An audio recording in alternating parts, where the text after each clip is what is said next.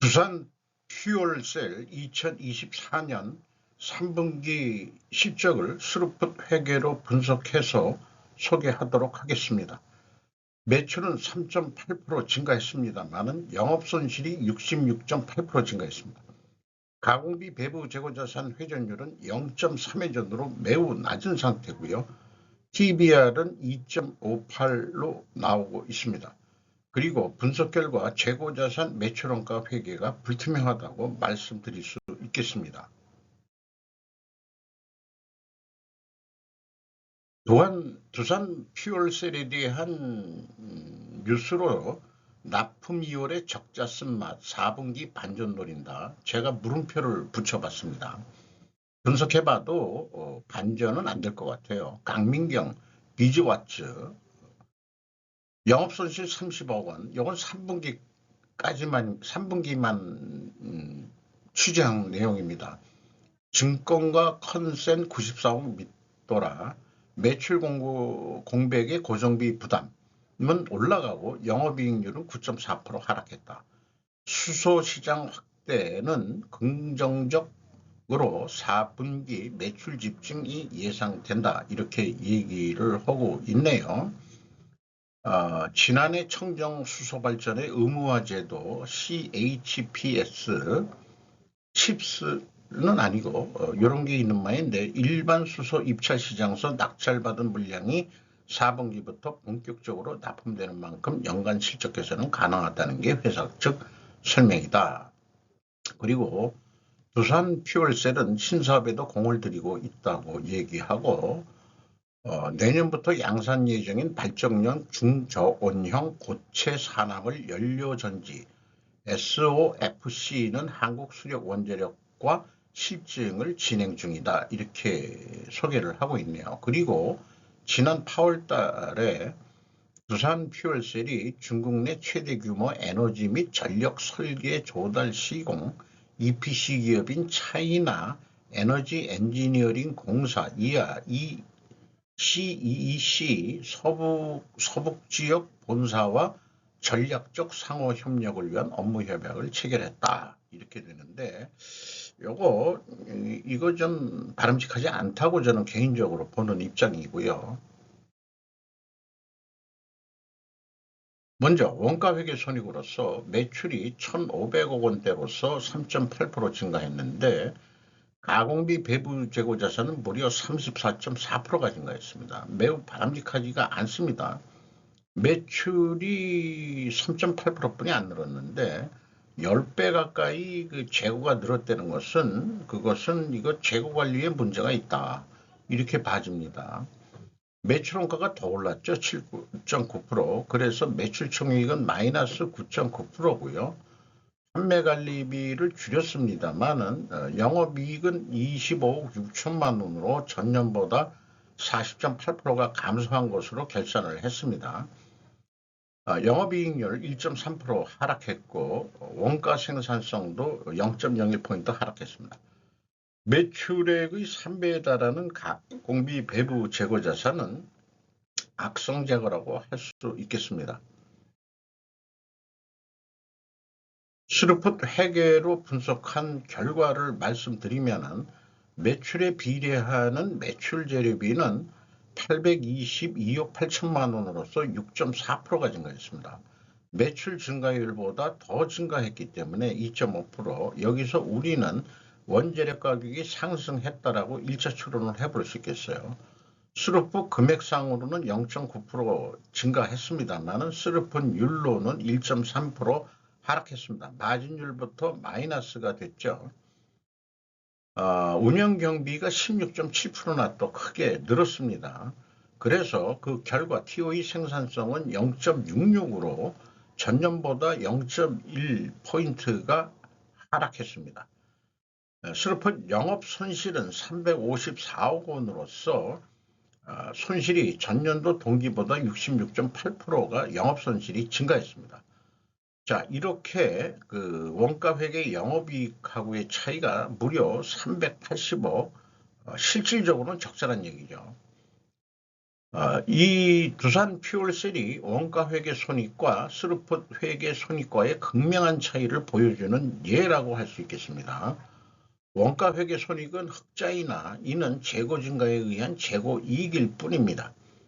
재고 이익을 제거한 손익은 적자의 증가가 실질 성과입니다. 재고 자산 불식회계 가능성이 있으며 이는 재고 실사를 해 봐야만 알 수 있는 그런 것이라고 할 수 있겠습니다. 그래서 재고자산 내역을 보면은 상품, 제품, 반제품, WCAI, 가공비, 배부 재고자산이 무려 1189억 원이나 증가를 했습니다. 재고는 계속 증가하는 거로 되어 있어요. 그리고 전체 재고도 그 931억 원이나 증가했습니다.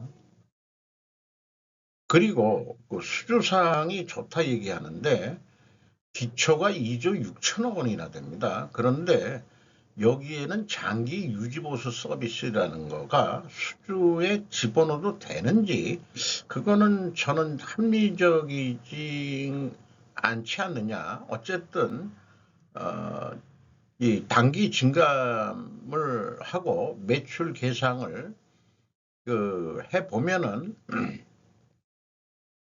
매출액하고 거의 유사합니다. 그리고 기말 그 수주잔고는 2조 5,898억 원으로 공시를 했습니다. 이 수주 금액이 많다는 거로는 다음에 매출이 많이 증가할 거다 한 거지만은 그 장기 유지 보수 서비스를 그 수주로 집어넣는 게 그게 맞는 건지 저는 좀 갸웃하게 됩니다.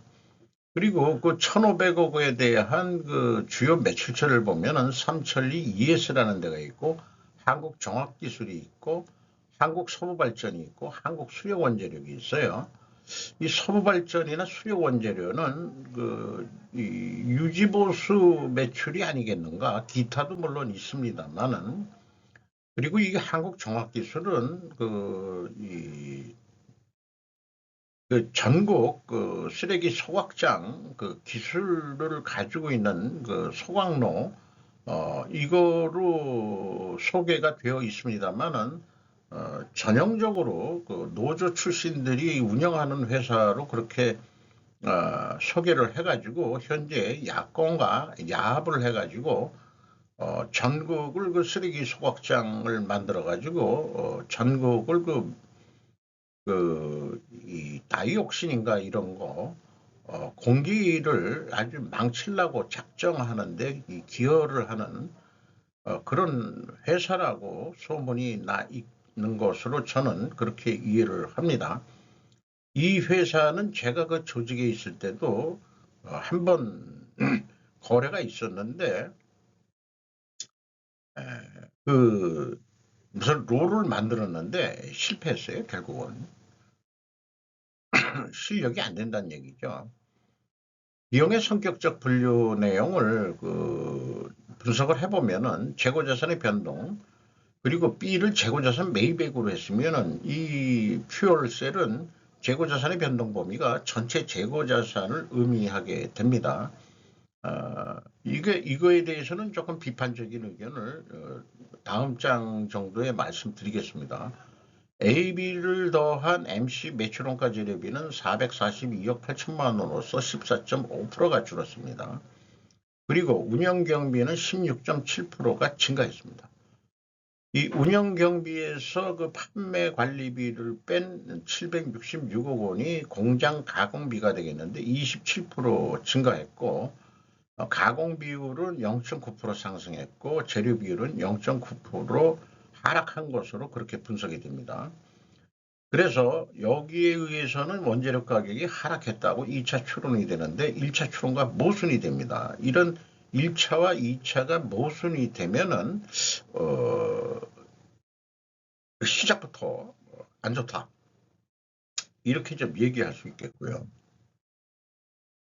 그래서 재고자산 명수의 증감액이 있고 그 다음에 그 비성분 재고자산의 변동액이 있기 때문에 그 차액이 240억 원이 되는데 요게 BWCAI의 증감액, 전체 재고 자산을 기준으로 가지고 있으니까 그것을 가감하면은 맞아야 되는데 17억 1,800만 원 차이가 있습니다.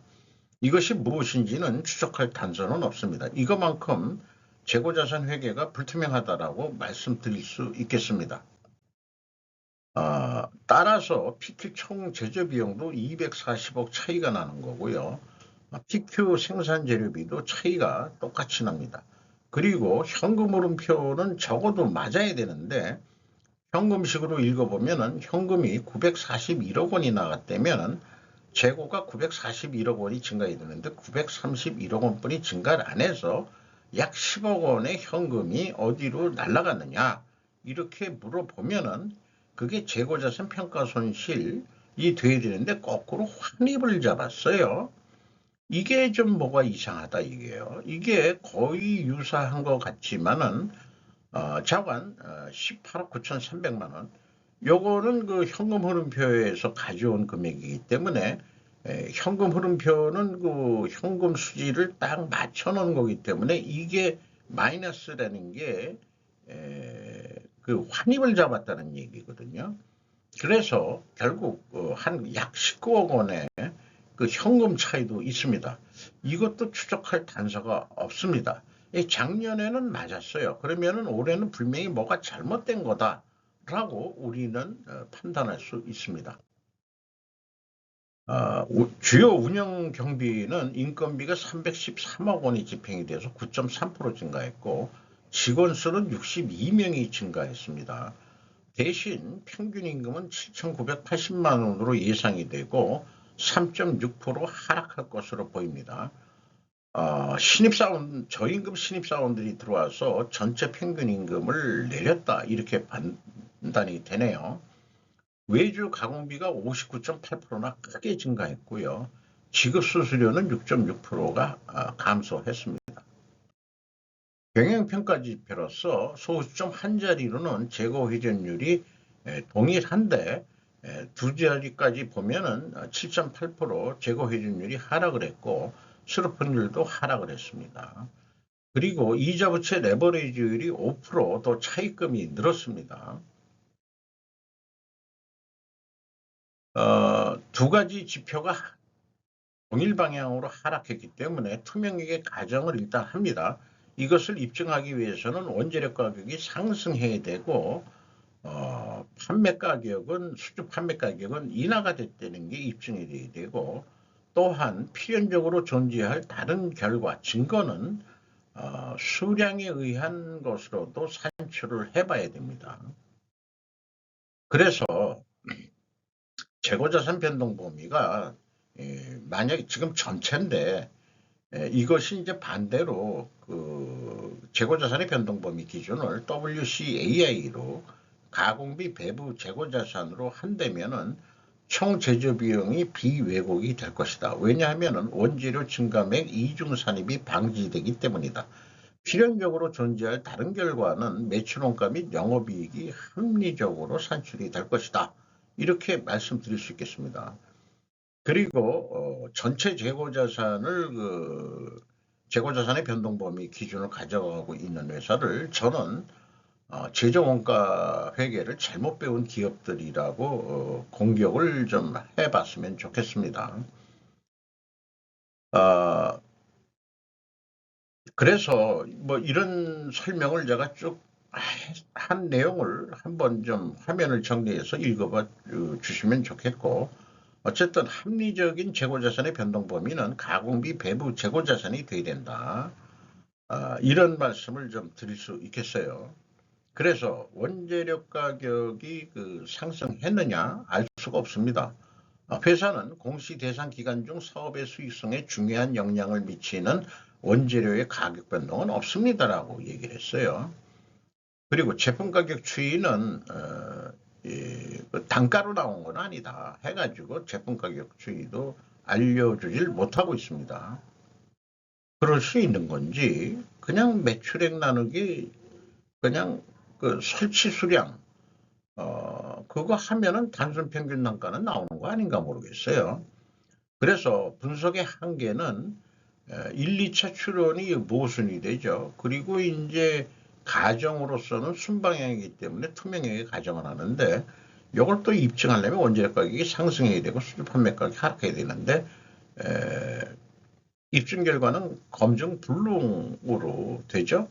그래서 투명성은 확인이 되지 않는다. 이렇게 말씀드릴 수 있겠고요. 3분기까지의 그 전년도 실적 대비 진도율은 57.6%밖에 되지 않습니다. 일반적으로 한 75% 정도 돼야 되겠죠. 이것을 벗어날 수 있겠느냐?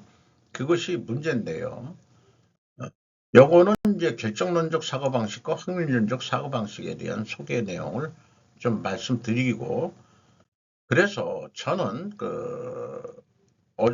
오늘 팔린 만큼 내일도 팔릴 것이라는 그것을 벗어나서 손익분기점 매출 예측을 해보면은 이 산식을 프로핏을 재료로 하게 되면은 2,857억 원이 그 손익분기점 매출액이 되겠습니다. 요걸 기준으로 해서 매출 재료비를 얼마나 증가시켜야 되냐 그러면은 90% 이상 매출 재료비가 증가한다는 얘기는 이게 과연 이 4분기 3개월 동안에 해낼 수 있겠냐. 현실적으로는 불가능하지만 어쨌든 손익분기점은 2,857억 원은 해야 된다는 얘기고, 그거에 가깝게 매출 재료비가 90% 정도 증가하면은 유사한 금액의 매출액을 이룰 수 있다. 그래서 2,850억을 한다면은 거의 손익분기점식으로 오는데 지금 재고 회전율이 매우 낮잖아요. 그것을 한 0.4회전까지만 해보자. 그러면은 3,289억 원 정도에서 106억 정도 이익은 날 수 있을 것이다. 실현 불가능할 것 같지만 이제 손익분기점 기준으로 해서는 그렇다는 얘기죠. 그리고 재고가 크게 증가했는데 아까 보듯이 원가 영향보다 이익은 감소가 아니고 적자가 혹 더 늘었습니다. 그리고 판매가는 원가 영향보다 낮게 나오게 되어 있습니다. 주가는 16,070원으로서 전년 동기보다 4,080원이 내려갔고요.